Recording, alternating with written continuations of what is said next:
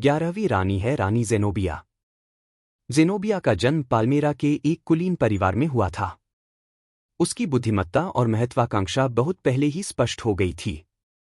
उसने पाल्मेरा के शासक राजा ओडेनाथस से विवाह किया और उसके दरबार में प्रभाव प्राप्त किया। ओडेनाथस ने उसकी सलाह का सम्मान किया और उसे शासन में शामिल किया। ज़ेनोबिया की रणनीतिक सोच और नेतृत्व कौशल ने कई लोगों को प्रभावित किया। जब ओडेनाथस की हत्या कर दी गई तो ज़ेनोबिया ने नियंत्रण अपने हाथ में ले लिया। फिर उसने अपने बेटे के उत्तराधिकार को सुरक्षित करने के लिए निर्णायक रूप से काम किया। रानी ज़ेनोबिया ने जल्दी ही सत्ता को मजबूत किया और साम्राज्य का विस्तार करना शुरू कर दिया। उसने मजबूत नेतृत्व का प्रदर्शन किया और अपने विषयों और सेना से सम्मान प्राप्त किया। रानी ज़ेनोबिया ने एक मजबूत सैन्य बल बनाने पर भी ध्यान केंद्रित किया। उसने कुशल सैनिकों की भर्ती की और उन्हें कठोर प्रशिक्षण दिया, जिससे यह सुनिश्चित हुआ कि उसकी सेना अनुशासित और प्रभावी थी। रानी ज़ेनोबिया के प्रशासनिक कौशल उसके सैन्य कौशल से मेल खाते थे।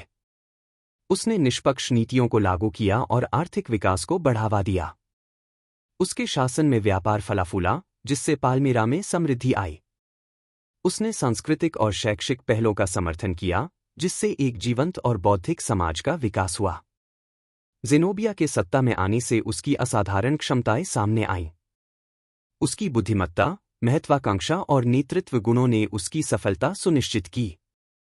उसने पल्मायरा को एक शक्तिशाली और प्रभावशाली साम्राज्य में बदल दिया। उसके शासनकाल में महत्वपूर्ण वृद्धि और विकास की अवधि थी। उसके प्रशासन ने विस्तार, सांस्कृतिक विकास और आर्थिक समृद्धि पर ध्यान केंद्रित किया। ज़ेनोबिया सड़कों को बेहतर बनाने, सार्वजनिक भवनों का निर्माण करने और शहर की सुरक्षा बढ़ाने के लिए बुनियादी ढांचे की परियोजनाओं में निवेश करती है। ये विकास साम्राज्य के भीतर व्यापार और संचार को सुविधाजनक बनाते हैं। बेहतर बुनियादी ढांचा आर्थिक विकास का समर्थन करता है और ज़ेनोबिया के अपने क्षेत्रों पर नियंत्रण को मजबूत करता है। ज़ेनोबिया पड़ोसी शक्तियों के साथ राजनयिक संबंध बनाए रखती है। वह अपने साम्राज्य की सीमाओं को सुरक्षित करने के लिए गठबंधन बनाती है और संधियों पर बातचीत करती है।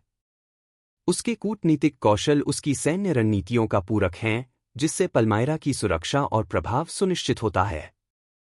ज़ेनोबिया का शासनकाल प्रभावी नेतृत्व का उदाहरण है।